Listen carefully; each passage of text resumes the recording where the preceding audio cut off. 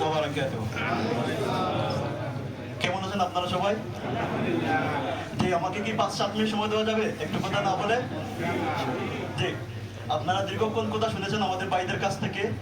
আমি আর দীর্ঘায়িত কথা করবো না, কারণ প্রায় সময় আপনাদের সাথে দেখা হয়, কথা হয়, এই জন্য আমি কথা বলবো না।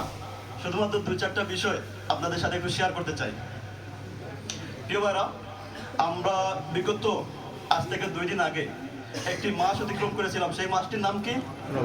রমাদান মাস।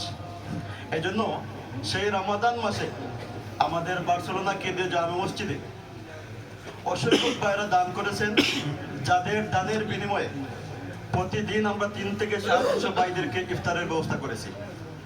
পাশাপাশি অসংখ্য ভাইরা, যেটা মসজিদ সেক্রেটারির পক্ষ থেকে ঘোষণায় চলে আসছে, অসংখ্য ভাইরা আমাদেরকে সহযোগিতা করেছেন, যাদের সাথে আমাদের রমাদানের আগে পরিচয় হয় নাই। এই জন্য আজকে যদি এই পূর্ণমিলনী অনুষ্ঠানে যদি আপনাদের সবার কাছ থেকে যদি অনুমতি নেওয়া যেত, তাহলে অবশ্যই আমরা উপকৃত হতাম। বিশেষ করে আমরা বার্সেলোনা কেন্দ্রীয় জামে মসজিদ এবং বার্সেলোনা মুসলিম কমিউনিটি অবশ্যই উপকৃত হতাম। এই জন্য আমি যারা দান করেছেন এবং যারা সহযোগিতা করেছেন তাদের সকলকে বার্সেলোনা কেন্দ্রীয় জামে মসজিদ এবং বার্সেলোনা মুসলিম কমিউনিটির পক্ষ থেকে সকলকে আন্তরিক মোবারকবাদ জানাচ্ছি। তার পাশাপাশি আপনাদের কাছ থেকে 1 মিনিট সময় দিতে চাই। আমাদের এই বার্সেলোনা কেন্দ্রীয় জামে মসজিদে দীর্ঘ 1 মাস ইফতার বন্টনের ক্ষেত্রে যে সমস্ত ত্রুটি বিচ্যুতি হয়েছে, সেই বিষয়ে যদি আপনাদের কারো যদি একান্ত কোনো কথা থাকে তাহলে আমি হাত দেখতে চাই।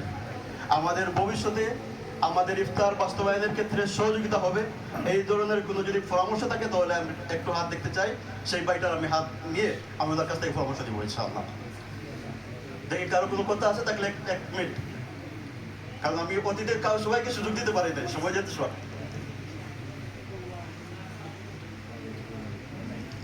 কারো কোনো কথা আছে? নাই, পারফেকশন। তাহলে দ্বিতীয় যে বিষয়টা বলবো প্রিয় ভাইরা, আজকের এই ঈদের অনুভূতিতে আপনারা আমাদের ভাইদের কাছ থেকে কথা শুনছেন যে ঈদের জামাত যখন আমরা বিদেশে বাইর হয়েছিলাম দেশ থেকে, সেই বাইর হওয়ার পরে আপনারা দেখেছেন আমরা বিভিন্ন সময় বিভিন্ন মসজিদের ভিতরে আমরা ঈদের নামাজ আদায় করেছিলাম। আলহামদুলিল্লাহ, আল্লাহ রাব্বুল আলামিনের লাখো কোটি শুকরিয়া যে আল্লাহ রাব্বুল আলামিন বিগত প্রায় 5-7 বছর থেকে আমাদের কমিউনিটিকে বাহিরে মাঠে জামাত পড়ার সুযোগ করে দিয়েছেন।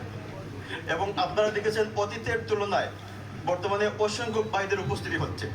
যেমন বিশেষ করে আমি বলি যে আমাদের বার্সেলোনা কেন্দ্রীয় জামে মসজিদের পক্ষ থেকে এই বছর যে ঈদের জামাতটা হয়েছে, আপনারা দেখেছেন প্রায় 1500-র উপরে লোক ছিল, প্রায় 1500 উপরে লোকজন ছিল ঈদের এই মাঠের জামাতে। পাশাপাশি মসজিদে আমাদের বোনদের 2টা জামাত হয়েছিল, সেই 2টা বোনদের জামাতে প্রায় ফুল ছিল বোনেরা।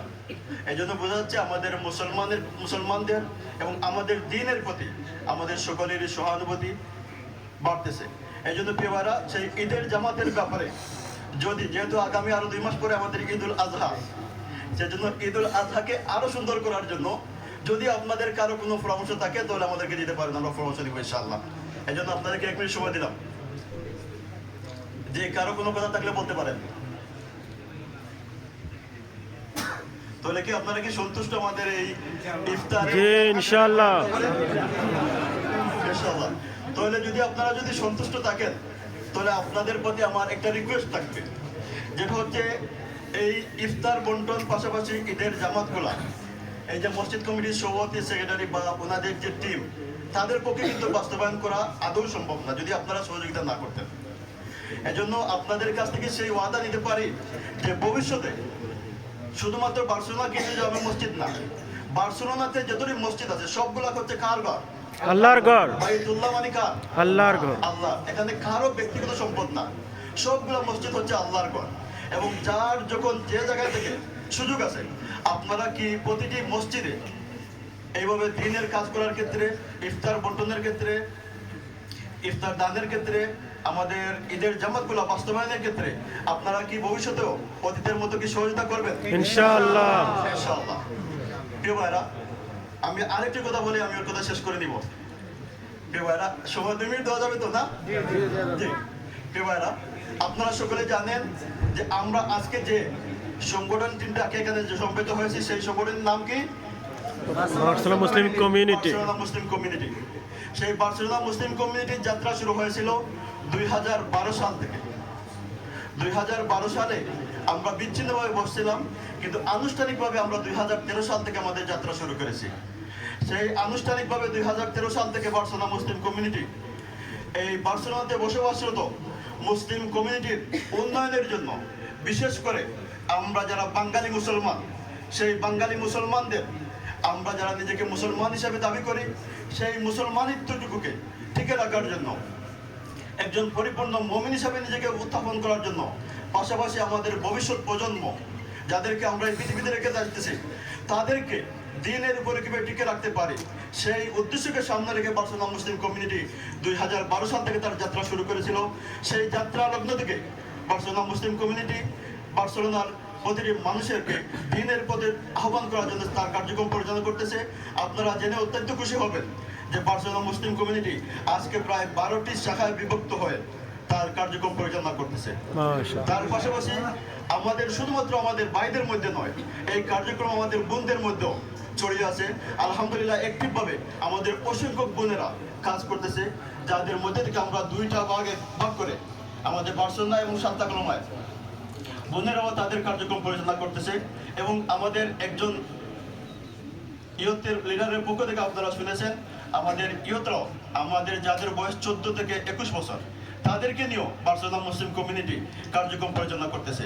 এখানে আমাদের ইয়তের ছেলেদের একটা সেকশন রয়েছে, পাশাপাশি আমাদের মেয়েদেরও একটা সেকশন রয়েছে।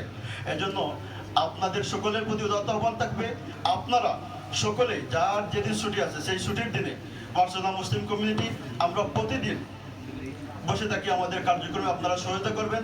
যে সহায়তা করার মধ্যে দিয়ে নিজের ঈমানকে পরিপূর্ণতার দিকে নিয়ে যাবেন।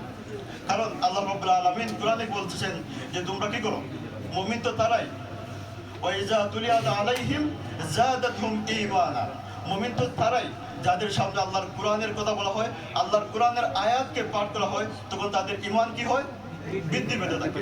এজন্য আমরা আমাদের ঈমানের ভিতরে যে মরিচাটুকু রয়েছে, সেই মরিচাটুকু দূর করার জন্য আমরা কি প্রতি সপ্তাহে কমপক্ষে একটা দিন হলেও নিজেকে সংশোধনের জন্য কি বসতে পারবো ইনশাআল্লাহ? ইনশাআল্লাহ। তাহলে প্রিয় ভাইরা, আসুন আমরা আমাদের নিজেকে সংশোধন করি এবং আমাদের ঈমানকে বৃদ্ধি করি এবং আমাদের ভবিষ্যৎ প্রজন্মকে দিনের উপর টিকে রাখার জন্য সকলে সহযোগিতা করি। প্রিয় ভাইরা, সর্বশেষ আপনাদেরকে বার্সেলোনা মুসলিম কমিউনিটির পক্ষ থেকে ধন্যবাদ জানিয়ে, এবং আজকের এই অনুষ্ঠানে আপনারা যেহেতু কষ্ট করে বসে যদি চেয়ার দেওয়া যেত তাহলে আপনাদেরকে ভালো হতো। এই জন্য সকলের প্রতি আন্তরিকভাবে দুঃখ প্রকাশ করছি, এবং আপনারা যদি সকলে এভাবে সহযোগিতা করেন, ইনশাআল্লাহ আমরা ভবিষ্যতে বার্সেলোনা যেহেতু মসজিদ রয়েছে, প্রতিটি মসজিদের সমন্বয় করে আমরা যাতে বৃহৎ আকারে যেভাবে আমরা ঈদের জামাত করে থাকি, সেইভাবে ঈদের গোলাম মাঠে আমরা আপনাদের সকলকে নিয়ে একটা ঈদ বর্ণমী অনুষ্ঠানের ব্যবস্থা করবো ইনশাআল্লাহ। সকলকে আমার পক্ষ থেকে এবং বার্সেলোনা মুসলিম কমিটির পক্ষ থেকে ধন্যবাদ জানিয়ে আমি ওর কথা শেষ করছি। আল্লাহ হাফেজ। আসসালামু আলাইকুম ওয়া রাহমাতুল্লাহ।